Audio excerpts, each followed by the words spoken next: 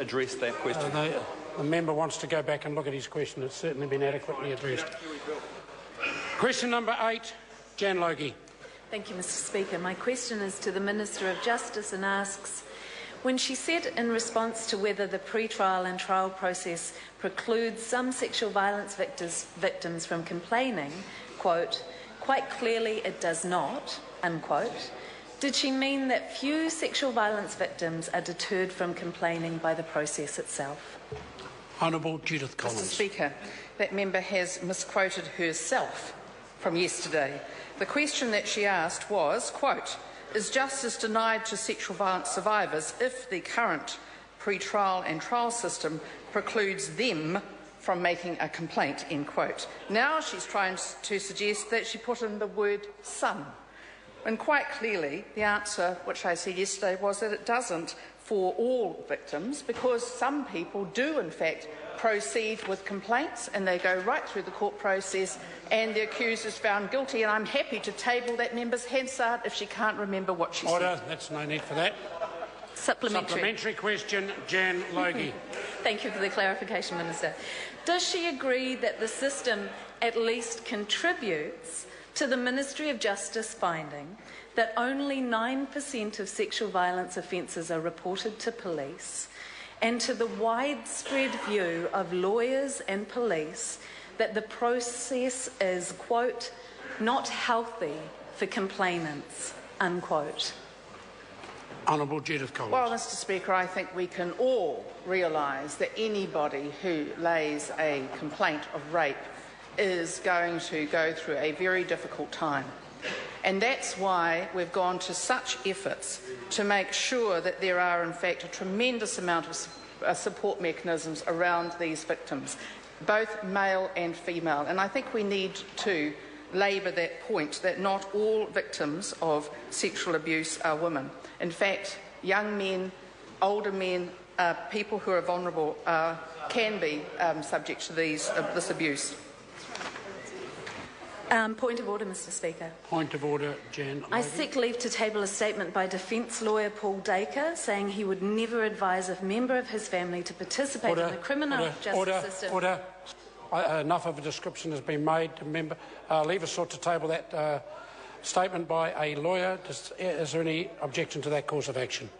There is not. It can be so tabled. Entry, Mr. Speaker.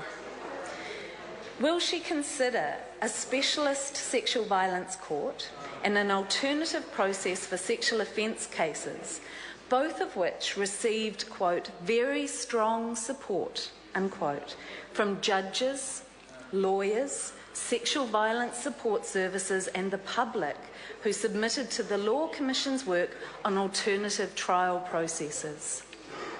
Honourable Judith Collins. Well, Mr. Speaker, as the member has relayed, it's a very finite sort of question that she's asked. In fact, this is a very complex issue. I'm happy to run through with her the differences between an adversarial and an inquisitorial method of justice, and why it would be wrong to completely change our system of justice in relation to one particular sort of offence and not into the other. So I know that there is work going on in the Ministry of Justice to deal with some of the issues that have been raised, and we are constantly looking at ways that we can help victims of sexual abuse to be able to come forward and to get the help that they need. Point of order, Jan Logie. That did not address my question. I gave a very straight, specific... Order.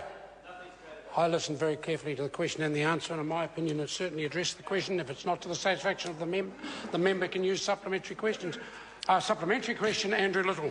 Thank you, Mr. Speaker. Why did the Minister say in answer to a question from me yesterday that she would not implement the recommendation of the Law Commission in March this year, when that recommendation modifies the cross-examination process for victims of sexual offences merely by requiring questions to be posed to the victim to be lodged with the trial judge in advance of the trial?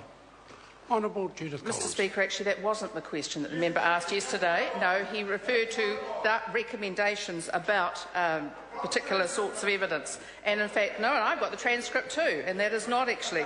The member was confused in his question, and of course I have already said that we are looking at this issue. No. Order. Supplementary question, Andrew Little. Order. Supplementary question, Andrew Little. Thank you, Mr. Speaker. Does she accept that the way trials of sex offences are conducted are often intimidating to victims, and changes need to be made to ensure sexual crimes can be prosecuted, and that this can be done without compromising the fundamental principle of criminal trials that a defendant is entitled to hear in full the allegations being made by his or her accuser? Honourable Judith Collins. Say to that member, actually the most traumatic thing for a rape victim is being raped, and then to have to go through a process to have their day in court and to hold their accuser to account is a very difficult... Order. It's actually really abusive to have that sort of language from that member. But having said that... Order. A question was asked.